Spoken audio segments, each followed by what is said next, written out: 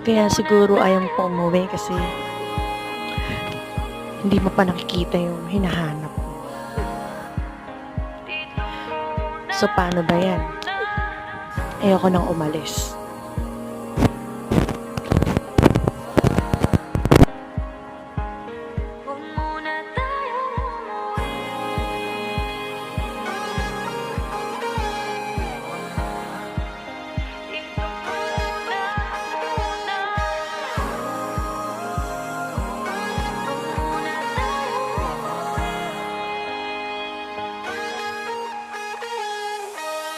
Magkahawak kamay, naglalakad sa may dalampasigan.